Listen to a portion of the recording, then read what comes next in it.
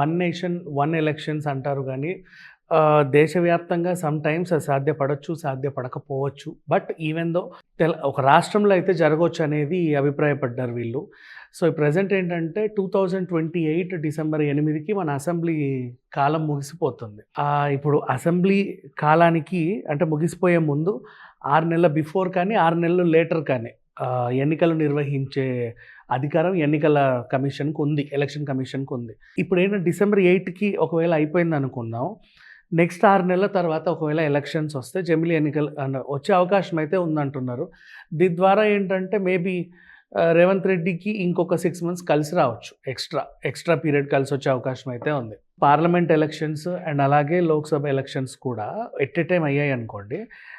తద్వారా ఏమవుతదంటే ఎక్కువ మంది మహిళలకి ఈసారి సీట్లు కల్పిస్తా ఉంటారు. అంటే మనం ఎమ్మెల్యేలలో కనీసం ఒక 33% వరకు మహిళల్ని చూడొచ్చు. అండ్ ఎంపీలలో కూడా 33% వరకు మహిళల్ని చూడొచ్చు. గతంలో అంటే లాస్ట్ టైము ఎట్లా నెక్స్ట్ టైం 33% ఇస్తున్నారు కదా అని చెప్పి అందరు మగవాళ్ళకే సీట్లు ఇచ్చేశారు. అంటే మళ్ళీ వీళ్ళకి అవకాశం ఉండదు కాబట్టి. బట్ ఈసారి మాత్రం ఇలాగే ఉంది.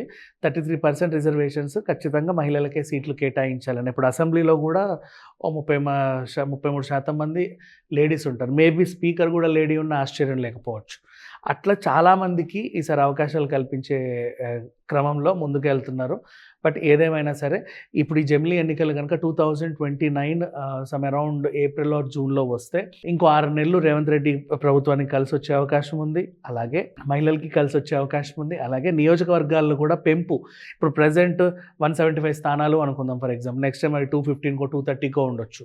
పార్లమెంట్ అయినా సరే ఫర్ ఎగ్జాంపుల్ 18+18 అనుకున్నారనుకోండి, అవి ఇంకా పెరిగే అవకాశం కూడా ఉంది. సో అందుకని చెప్పేసి ఒకేసారి జమిలీ ఎన్నికలు అయితే నిర్వహిద్దామని ఆల్మోస్ట్ అందరూ కూడా నిర్ణయం తీసుకున్నారు అన్నట్టుగానే మాట్లాడుతున్నారు. బట్ ఎంతవరకు ఉండేది ఎలక్షన్ కమిషన్ చెప్పదు కదా. చెప్పే ఒక డేట్ అనౌన్స్ చేసే ఇంకా చాలా టైం ఉందిలే. ఒక డేట్ అనౌన్స్ చేసేంతవరకు మనకు తెలియదు. కాకపోతే ముందు నుంచే ఎందుకు మాట్లాడుకుంటున్నారంటే ఉత్సాహవంతులు ఉంటారు ఇప్పుడు మహిళలు. ఇప్పుడు సడన్గా మహిళలకి రిజర్వేషన్ అంటే ఏం చేస్తారు? ఆల్రెడీ ఒక నేత ఉంటే వాళ్ళ ఆవిడనో వాళ్ళ కూతుర్నో నిలబెడతా ఉంటారు. అలా కాకుండా నిజంగా శక్తివంతమైన మహిళలు కూడా ఇప్పటి నుంచే వాళ్ళ పాత్రని అంటే సోషల్ వర్క్ రూపంలోనో ఇంకే రూపంలోనో చూపించుకుంటూ కొంచెం అలా ఎదుగుతారు కదా. ఆ అవకాశం వాళ్ళకి ఇవ్వరు. ఇంకేముంది, సినిమా వాళ్ళు కూడా చాలామంది రాజకీయాల్లో చేరే అవకాశం కూడా ఉండొచ్చు. ఒకవేళ ఇప్పటి నుంచే తెలిస్తే ముందు ప్లాన్ వేసుకుంటారు. సినిమాలు తగ్గించుకోవడం, ఆ తర్వాత మెల్లిమెల్లిగా జనాల్లో తిరగడం, ఇట్లాంటి వ్యవహారాలన్నీ ఉంటాయి కాబట్టి.